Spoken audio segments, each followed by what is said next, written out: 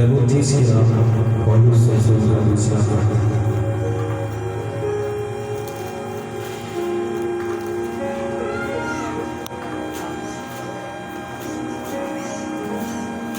और इसका चौथा भाग 5 से 8 कोई भी बुलंद आवाज से पढ़ सकता है।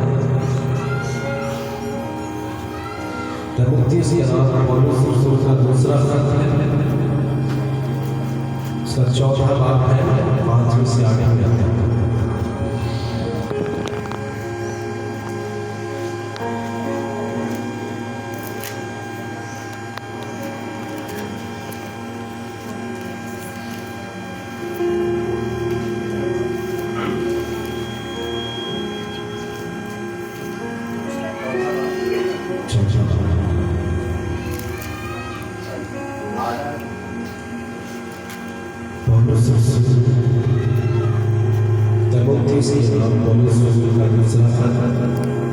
चौथा भाग 5 से 8 में।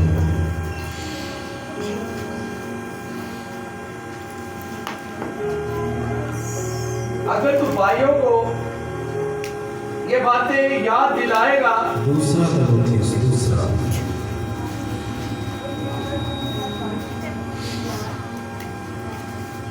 मगर तू सब बातों में होशियार रह, दुख उठा, बशारत का काम अंजाम दे, अपनी खिदमत को पूरा कर, क्योंकि मैं अब कुर्बान हो रहा हूँ और मेरे कूच को वक़्त आ पहुँचा है। मैं अच्छी कुश्ती लड़ चुका, मैंने दौड़ को ख़त्म कर लिया, मैंने ईमान को मजबूत रखा। आइंदा के लिए मेरे वास्ते रास्तबाजी का वो ताज रखा हुआ है जो अदल इंसाफ यानी खुदावंद मुझे उस दिन देगा, और सिर्फ मुझे नहीं बल्कि उन सब को भी जो उसके ज़हूर के आरज़ूमंद हो। पाक कलाम के पढ़े और सुने जाने पर खुदावंद की बरकत हो, खुदावंद का शुक्र हो। समझ मसीह हमारे आज के कलाम का जो उन्वान है वो है रूहानी दौड़। कितने लोग हैं जो रूहानी दौड़ रहे हैं?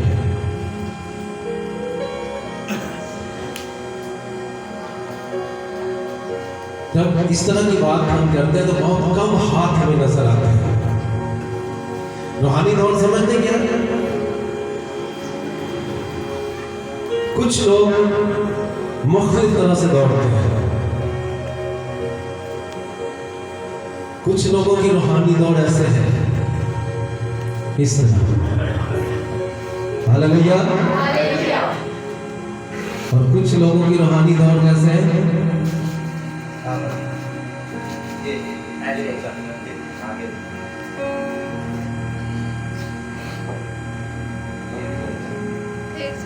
इधर आ दौड़ के लेट जा लेटने की बात नहीं, लेट जा, ऐसे लेट जाओ।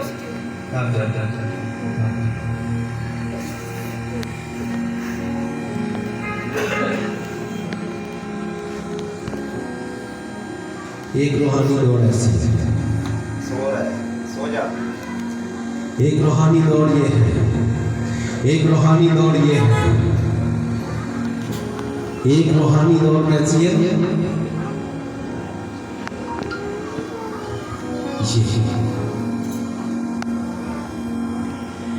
और मेरे अजीजों, मुख्तलिफ तरह से हम खुदा के साथ दौड़ते हैं। कितनी तरह की दौड़े मैंने बताई है? एक दौड़ 100 के हो रही है, एक दौड़ घुटनों के बल हो रही है, और एक दौड़ चल के हो रही है। इनमें से सबसे अच्छी दौड़ कौन सी है? घुटनों के बल। हाँ जी, किसने बोला है? इसमें से सबसे अच्छी दौड़ कौन सी है? घुटनों के बल। जोरदार तालियां हो जाए।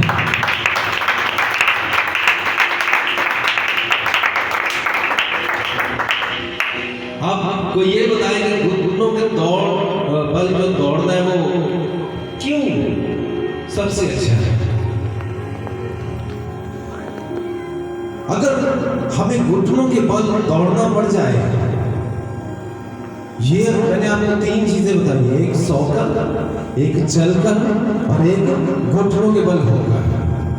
हमने इसमें से चूज करना है कि आपने किस तरह से दौड़ना है खुदा के साथ। इनमें से सबसे आसान कौन सी दौड़ है? सोने वाली सबसे आसान दौड़ है। और सबसे जो मुश्किल डिफिकल्ट दौड़ है वो कौन सी है? घुटनों के बल हो गए। घुटनों के बल। एक अच्छा खासा इंसान अगर कभी इसको घुटनों के बल दौड़ना पड़े तो उसको कितना मुश्किल लगेगा। उसके लिए बहुत मुश्किल है कि वो घुटनों के बल दौड़े। और एक शख्स वो है जो चलता है, चलकर दौड़ता है। तो हम आज करेंगे कि खुदावंद के बंदा पौलुस रसूल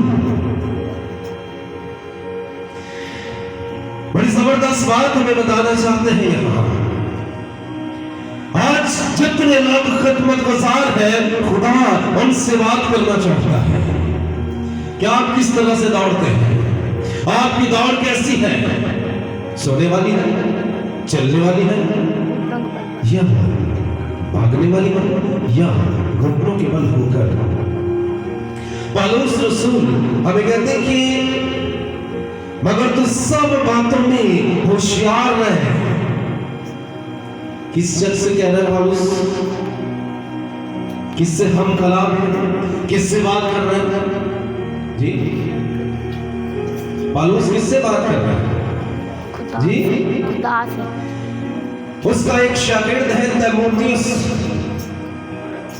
जिसको उसने खत लिखा है, ऊपर लिखा है तीमुथियुस, उससे बात कर रहा है। उसने उसको खत लिखा, उसने कहा कि मगर तू सब बातों में होशियार रहे, दुख उठा। हालेलुया। क्या कर? दुख उठा। सब कहे दुख उठा। दुख उठा। ये एक बड़ी मुश्किल बात है, दुख उठाना। और खास तौर पे खुदा के लिए। दुनिया के दुख तो हम उठा सकते हैं, अपने भाई, अपने बहन, अपने रिश्तेदारों के दुख हम उठाते हैं, खुदा के लिए नहीं। पौलुस तीमुथियुस से कह रहा है कि तुम्हें क्या करना है? होशियार रहना है। किसकी तरह? खुदा ने 2 चीजें बताई। किसकी तरह? सांप की तरह होशियार और कबूतर की तरह भोले।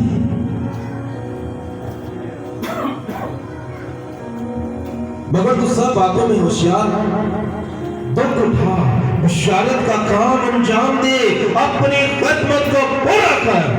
हालेलुया। अपनी खिदमत को पूरा कर। कितने लोग हैं जिन्होंने खिदमत करना छोड़ दी है? यहाँ में ऐसा नहीं है बैठा जो खिदमत कोई भी करता था चर्च में, तो आज उसने छोड़ दी है। अपना हाथ मुझे दिखाए, शर्माए भाई रुस्तम कहते कि मैं खिदमत करता था, मैंने छोड़ दी। पौलुस कहते हैं कि होशियार हो जा, दुख उठा, बिशारत का काम अंजाम दे, अपनी खिदमत को पूरा कर, रास्ते में मत छोड़ना। खिदमत का काम मत छोड़ना। अब वो अपनी बात बताने लगा है, क्योंकि मैं अब कुर्बान हो रहा हूं। पौलुस क्या कहता है? क्योंकि मैं अब कुर्बान हो रहा हूं और मेरे कूच का वक्त आ पहुंचा। 7वीं आयत बड़े गौर से सुनिए। मैं अच्छी कुश्ती लड़ चुका। हालेलुया। हालेलुया। मैं अच्छी कुश्ती लड़ चुका। अभी ऐसा तो है जो अच्छी कुश्ती लड़ रहा है? हमारी इस जमात में कोई ऐसा है जो अच्छी कुश्ती लड़ रहा है? भाई इरफान कहते हैं कि मैं अच्छी कुश्ती लड़ रहा हूं। मेरे अजीजों, अच्छी कुश्ती वो होती है, अच्छी कुश्ती हम उस वक्त लड़ सकते हैं जब हम घुटनों के बल होकर दुआ करते हैं। Hallelujah, hallelujah, hallelujah.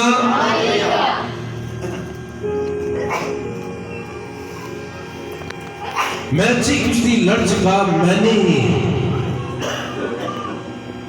दौड़ को खत्म कर लिया। हमारा मौजू क्या है? रूहानी दौड़।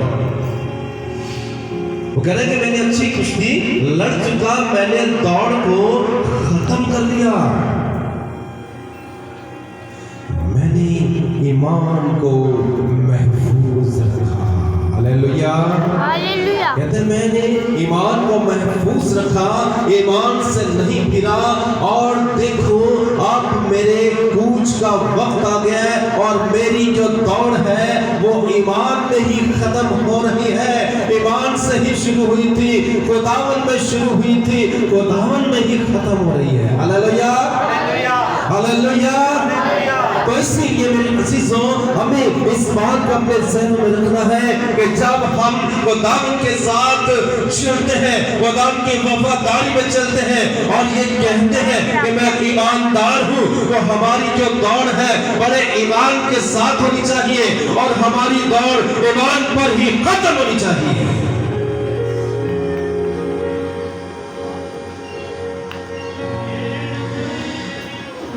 पौलुस अपने शागिर्द तीमुथियुस को ये बता रहा है कि मैं अब जा रहा हूं, अपना काम तुझे देकर जा रहा हूं,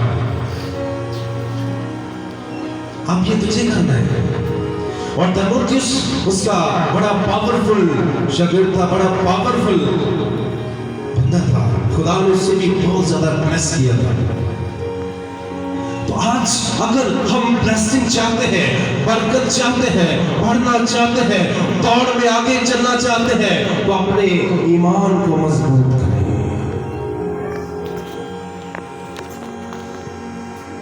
हर हाल में खुदा के साथ चलना सीखें। दुख उठा, बिशारत का काम अंजाम दे, अपनी खिदमत को पूरा कर। भावे तुम चर्च में झाड़ू लाना है, मरते दम तक उस काम को करना, क्योंकि आपने खुदा के साथ ये इकरार किया है, कॉल किया है कि खुदा मैं तेरी खिदमत से नहीं हटूंगा, तेरी खिदमत करता रहूंगा।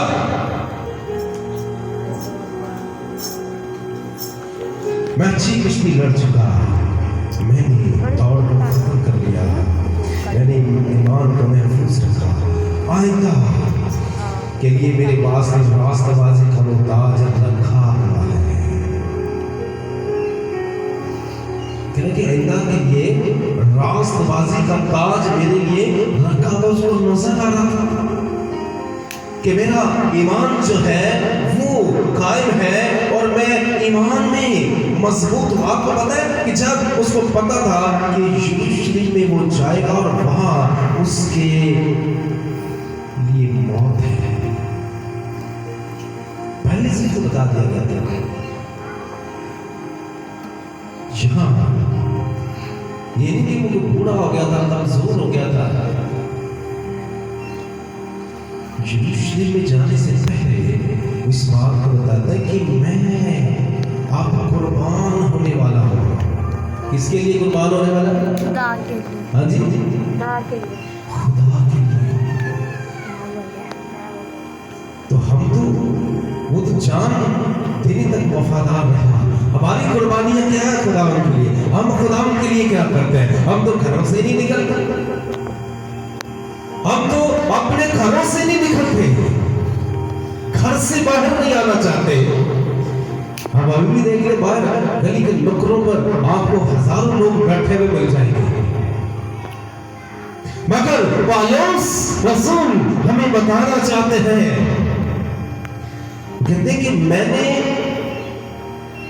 क्योंकि मैं अब कुर्बान हो रहा हूं और मेरे कूच का वक्त आ पहुंचा है। मैं अच्छी कुश्ती लड़ चुका, मैंने दौड़ को खत्म कर लिया, मैंने अपने ईमान को महफूज रखा। आइंदा के लिए मेरे वास्ते रास्तबाजी का वो ताज रखा हुआ है। जो आदिल मुनसिफ यानी खुदावंद मुझे उस दिन देगा और मुझे और सिर्फ मुझे ही नहीं बल्कि उन सबको भी जो उसके ज़हूर के आरज़ूमंद हैं। मेरे अज़ीज़ों, हमें आज इस बात को समझ लेना है कि हम किस तरह से खुदावंद के साथ चलते हैं। हमारी दौड़ कैसी है, हम किस तरह से खुदा के साथ दौड़ रहे हैं। खास तौर से नौजवानों से बात करना चाहते हैं।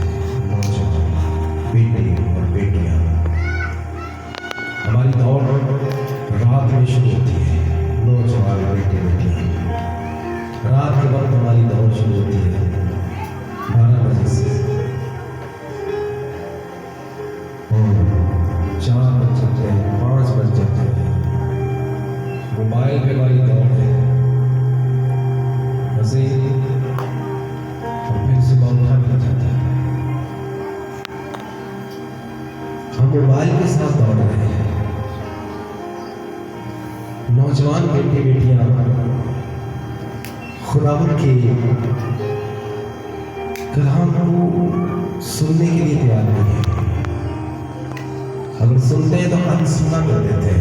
मगर यहाँ नौजवान भाई तीमुथियुस बड़े ही फख्र से इस बात को सुन रहा है कि उसका जो उस्ताद पौलुस से जिक्र है कि तूने क्या करना है, दुख उठाना है, बशारत का काम अंजाम देना है, अपनी खिदमत को पूरा करना है। और जब हमारी खिदमत पूरी होती है, हम खिदमत करते करते खत्म हो जाते हैं, तो हमारे लिए फिर एक ताज रखा हुआ है। हालेलुया। पौलुस कहते हैं कि मेरे वास्ते रास्तबाजी का ताज रखा हुआ है, जो आदिल मुनसिफ यानी खुदावंद मुझे उस दिन देगा और सिर्फ